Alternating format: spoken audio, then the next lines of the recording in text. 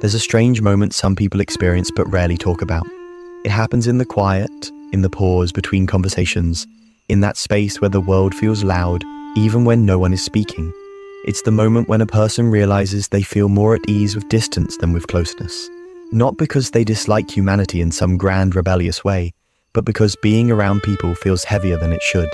It drains them, confuses them, or even makes them question themselves. And if you've ever felt that tug of reluctance before stepping into a room filled with chatter, if you've ever chosen the long way home just to avoid bumping into someone, or if you've ever felt a strange kind of pressure when someone asks you a simple question, then you already know the feeling I'm talking about. It's not hatred, not really. It's something more complex, more layered, something people rarely admit out loud. Some individuals don't dislike people. They dislike what people bring out in them. They dislike the roles they feel forced to play, the expectations, the subtle emotional math they must constantly perform.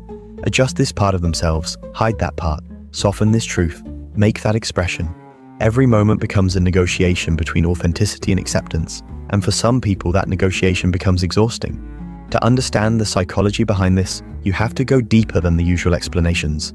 It's too easy to say someone is simply introverted or socially reserved. The truth is more nuanced. Many people who claim they dislike people are often some of the most observant, sensitive, or thoughtful individuals alive. They don't dislike people in the literal sense. They dislike the emotional labor attached to interacting with them. Think about it. When someone walks into a crowded room, their mind doesn't just register faces. It registers signals, the tone in someone's voice, the tension in someone's posture, the subtle shifts in energy. Some individuals process all of this rapidly and intensely.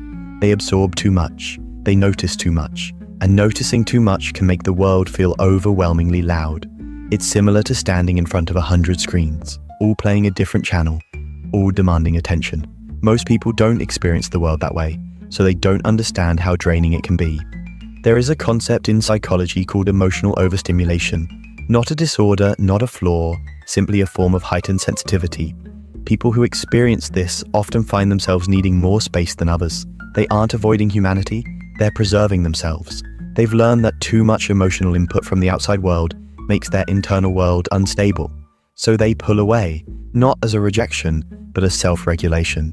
But there's another layer to this story, one that goes deeper than sensitivity. Some individuals feel disconnected from people because people have been a source of confusion or disappointment in their past. Not in a dramatic way, but in subtle, cumulative ways that leave an imprint. Maybe they learned early on that conversations often come with hidden meanings. Maybe they experienced situations where kindness felt conditional, where people said one thing but meant another, where trust felt like something that could be taken away without warning. Over time, the safest place becomes distance. Not isolation, distance, a buffer, a small emotional space where they can breathe without feeling watched, judged, or misunderstood. And then there's the expectation that society places on all of us. The expectation to be endlessly friendly, endlessly patient, endlessly accessible. For some people, this expectation feels artificial. They aren't naturally energized by casual interactions or small talk. They prefer depth. They prefer truth. They want conversations with meaning, not exchanges performed out of obligation. And because those kinds of conversations are rare, they often choose solitude over shallow connection. Not out of dislike for humanity, but out of preference for authenticity. This leads to a fascinating psychological paradox. Many people who claim to dislike people actually crave connection, just not the kind of connection they usually get. They want conversations where no one is pretending. They want relationships where silence is comfortable. They want honesty without fear, closeness without pressure, affection without performance. These things exist, of course, but not everywhere, not with everyone. So until they find the few who understand, they settle into solitude as a temporary shelter. Another layer to this psychology is something called protective detachment. It happens when someone learns, consciously or unconsciously, that lowering their guard comes with emotional cost. So they create a barrier, not a wall made out of anger, but a shield made out of caution. They move through the world quietly, carefully, observing more than they participate. They appear distant, uninterested, or even cold, but inside their mind there is a constant evaluation happening. Is this safe? Is this genuine? Will this drain me? If the answer feels uncertain, they step back, and stepping back becomes a habit. What makes this even more interesting is that these individuals often have a strong inner world. Their thoughts are vivid. Their imaginations are deep. They reflect more than most people realize. And because their inner world is rich, the outer world feels less necessary. It's not that they reject connection. It simply doesn't compete with the comfort of their own thoughts. Their solitude isn't empty. It's full of ideas, memories, reflections, possibilities. So when someone tries to pull them out of this inner world too quickly, they feel disrupted rather than included. There's a quiet truth here that many people rarely acknowledge. Solitude feels safe to those who have learned that being misunderstood is more painful than being alone. And for people who experience the world with heightened perception, misunderstanding is almost guaranteed. People misread their silence as coldness. They misread their calmness as disinterest. They misread their distance as rejection.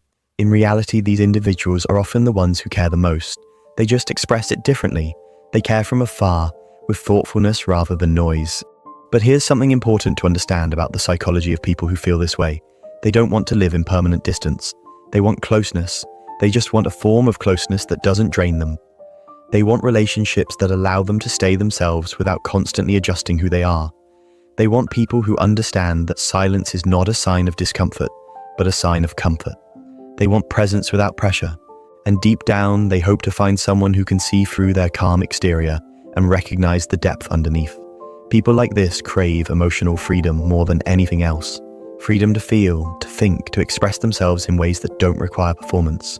And because that kind of freedom is rare, they protect themselves until they find it. You might think this tendency to dislike people, or more accurately, to avoid people, stems from negative experiences alone. But interestingly, research shows the opposite can also be true. Some individuals become overwhelmed by people not because they were hurt by them, but because they're simply wired to be introspective. Their default state is inward. They gain clarity from reflection, not conversation. They recharge in quiet spaces. They access creativity through solitude. For them, social interaction is like visiting a busy street. Interesting, stimulating even, but not a place to live. Another fascinating psychological aspect is the difference between stimulation thresholds. Some people thrive in energetic environments because their threshold for external stimulation is high. Others reach that threshold quickly. Their mind becomes crowded. Their emotions become cluttered. They need silence the same way others need music. They need stillness the same way others need movement. Asking them to socialize constantly is like asking someone to run a marathon every day. They could do it, but the cost would be tremendous. However, even as all of this makes sense, there's still a deeper question worth exploring. Why do some people express this feeling as, "I dislike people"? Why phrase it that way? Why use such broad language for something so nuanced? Because for many of them, it's easier to blame the world than to explain their own complexity. It is easier to say, "People drain me," than to say, "I feel overwhelmed by the layers beneath every interaction." It is easier to say, "I like being alone," than to say, "I don't know how to connect without losing pieces of myself." It is easier to say, "I dislike people," than to say, "I struggle to feel safe in spaces where I can't fully be myself." But here's the quiet secret. Most individuals who say they dislike people are incredibly compassionate. Not loud compassion, not public compassion, but quiet compassion. They care deeply about fairness, about respect, about sincerity. They get affected by things others overlook. They feel emotions in high resolution. Their heart works over time, even when their face shows nothing. There's also a unique kind of self-awareness in people like this. They analyze their own reactions. They question their own discomfort. They examine their fears, their hesitations, their patterns. They don't move through life on autopilot. They move through life with introspection, constantly asking themselves why they feel what they feel. And sometimes that awareness itself becomes overwhelming. They feel too much inside to handle too much outside. But here's something often overlooked. Many people who dislike people actually love humanity in a broader sense. They love human stories, human creativity, human resilience. They love observing people from a distance, understanding how minds work, learning what shapes a person's identity. They simply struggle with the up-close interactions, the emotional demands, the unpredictable nature of personal relationships. They love humans as a concept. They struggle with humans as a responsibility. And in many ways, this makes them incredibly thoughtful. They don't enter relationships casually. They don't pretend to be connected when they're not. If they choose someone, friend, partner, or otherwise, it's because they feel genuinely safe with them. That's why their circle is small, not because they dislike people, but because they value authenticity so deeply that only a few truly fit. What's remarkable is that people with this mindset often become extraordinary listeners when they trust someone. Their quietness makes them attentive. Their introspection makes them empathetic. Their caution makes them gentle. They may not engage with many, but with the few they trust, they offer a connection that is profound. But before they reach that point, they must navigate the world with an internal struggle that few notice. On one hand, they feel safer alone. On the other, they long for understanding. On one hand, they want to protect their peace. On the other, they wish they could experience closeness without feeling drained. They balance solitude and connection like a tightrope, constantly trying not to fall too far into either side. And somewhere deep inside, they hope for a moment, a person, an experience, a conversation that makes them rethink everything they believed about connection. Something that makes closeness feel lighter, safer, more natural. Something that proves that not everyone takes energy. Some people give it. Not everyone overwhelms. Some people bring calm. Not everyone confuses. Some people bring clarity. Until then, they carry this quiet emotional truth. Disliking people isn't really about people. It's about protection. It's about energy. It's about understanding their own limits. It's about preserving the parts of themselves that feel too fragile to expose. And if anyone ever truly understood what goes on inside their mind, they'd realize something surprising. These individuals don't push people away because they feel nothing. They push people away because they feel everything. There comes a point in every person's life when they begin to wonder whether their distance from others is a choice or a shield, a preference or a pattern. People who often say they dislike people eventually reach this moment of self-reflection, usually late at night when the world is quiet enough for honest thoughts to surface. It's the moment when they ask themselves why being alone feels so natural, while being surrounded feels so exhausting, why small talk feels like work, why interaction feels like expectation, why conversations that others enjoy feel like emotional puzzles they must solve. For many, the answer lies in the stories they rarely tell. Everyone carries a set of experiences that have shaped their view of connection. Some people learned that opening up meant being misunderstood. Others learned that expressing their needs meant being dismissed. Some were criticized for their personality. Others were punished for their honesty. Over time, these small emotional injuries accumulate, not in a dramatic way, but in a quiet, persistent way, like drops of water carving a river through stone, and without even realizing it, they begin to associate people with discomfort. But discomfort alone doesn't explain the full picture. There's another dimension, something more subtle and psychological. Some people simply require a different kind of social nourishment than the world typically provides. They don't thrive on crowds or noise or a constantly shifting atmosphere. They crave depth, not volume. They crave authenticity, not performance. They crave spaces where they don't have to negotiate their identity. And because these spaces are rare, they retreat into themselves, not out of bitterness, but out of necessity. It's similar to someone who has a very specific dietary need. They can't eat what everyone else eats, not because they dislike food, but because not all food feels good for them. In the same way, not all social interactions feel good for everyone. Some drain energy, some create tension, some force them into roles that feel unnatural, so they avoid the emotional equivalent of unhealthy meals, and people mistake this for misanthropy. There's also something unique about the internal world of people who feel this way. Their inner voice is loud, thoughtful, analytical. They don't just experience emotions, they dissect them. They don't just observe behavior, they interpret it. And this constant analysis creates a sense of emotional fatigue. When your mind is always working, always processing, always noticing subtleties that others ignore, the presence of people becomes mentally demanding. Imagine someone who sees details most people don't, not because they want to, but because they can't help it. They notice a flicker of disappointment in someone's eyes, a small shift in tone, a hesitation, an unspoken expectation. They detect the tiniest inconsistencies in behavior, and while this sensitivity makes them highly perceptive, it also makes them highly affected. The world feels heavy because nothing slips through unnoticed. This leads to something psychologists call anticipatory regulation. It's when someone adjusts themselves before a situation even happens. They imagine possible outcomes, potential misunderstandings, emotional risks, conversational demands. They rehearse interactions inside their mind, analyzing how to respond to every possibility. And by the time they actually speak to someone, they have already spent a tremendous amount of energy preparing for it. No wonder socializing feels tiring. Yet here's the part people rarely see. Individuals who function this way often long for ease. They long for relationships where they don't have to rehearse their emotions. They long for moments where they don't have to filter themselves. They long for people who understand silence, who understand depth, who understand the way their mind works. It's not that they want to be alone forever. They just don't want to feel overwhelmed while trying to be close. But even with this longing, they've developed a quiet resilience. They've learned how to be their own companion, how to take care of themselves without needing constant validation, how to enjoy their own thoughts, how to create a world inside their own mind where they feel understood. And because they have cultivated this solitude so deeply, any connection that disrupts it must be meaningful enough to be worth the disruption. One of the most misunderstood things about people who say they dislike people is that they rarely dislike individuals. They dislike the environment that people create. They dislike chaos. They dislike emotional inconsistency. They dislike unpredictability. They dislike situations where they have to constantly guess what someone means. They dislike the version of themselves they feel forced to become around others. And paradoxically, because of this, they often connect best with people who don't demand anything from them. People who don't take their stillness personally. People who don't interpret their distance as rejection. People who offer presence rather than pressure. With those individuals, they open up naturally, effortlessly, even beautifully. Their softness appears, their humor emerges, their intelligence shines, their vulnerability becomes visible. The right people don't make them feel drained, they make them feel understood.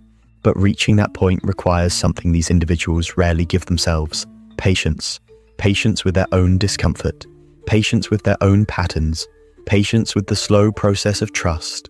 Many of them are so used to self-reliance that they forget connection is supposed to build gradually, not instantly. They assume that if they don't feel safe right away, it means something is wrong. But safety is not a lightning strike. It's a slow-growing fire. It takes time. There's also a need for relearning.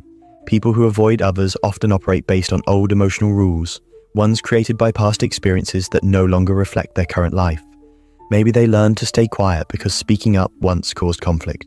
Maybe they learned to withdraw because someone once mocked their feelings. Maybe they learned to hide their true personality because showing it once led to rejection. These rules keep them protected, but they also keep them disconnected.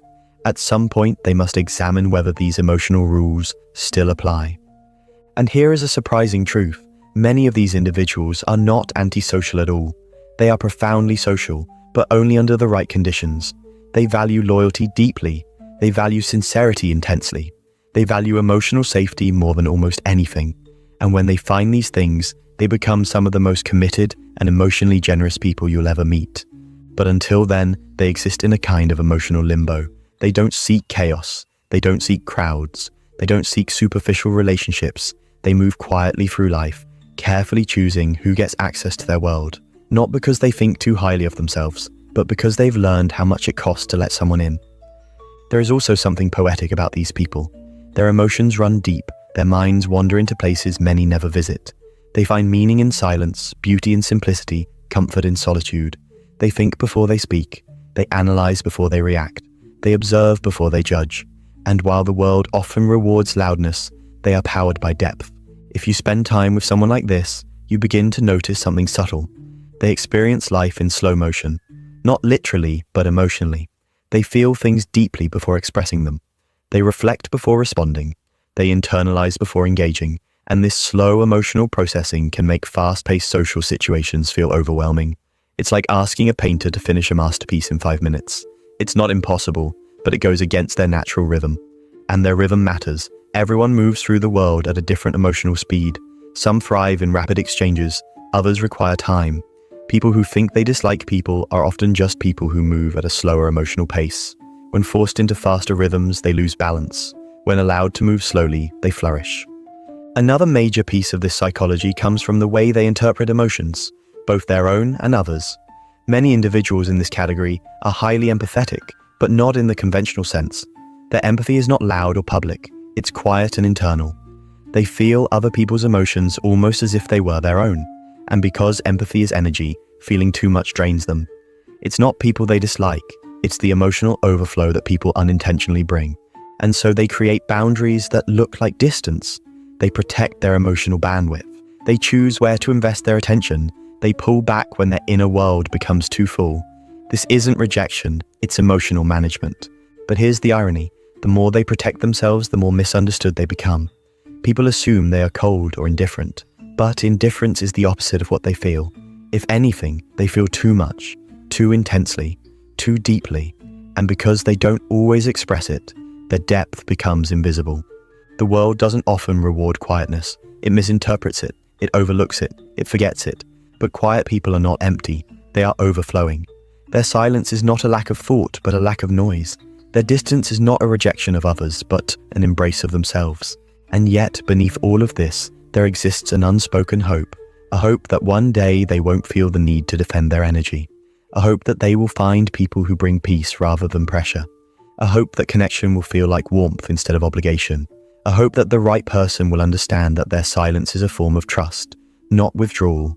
That their distance is a form of self-protection, not disinterest. That their solitude is a form of healing, not rejection. Because people who dislike people don't actually want to live behind emotional walls forever.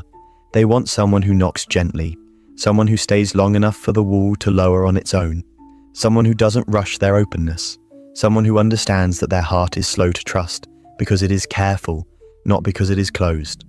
And slowly, when the right connection enters their life, something begins to shift.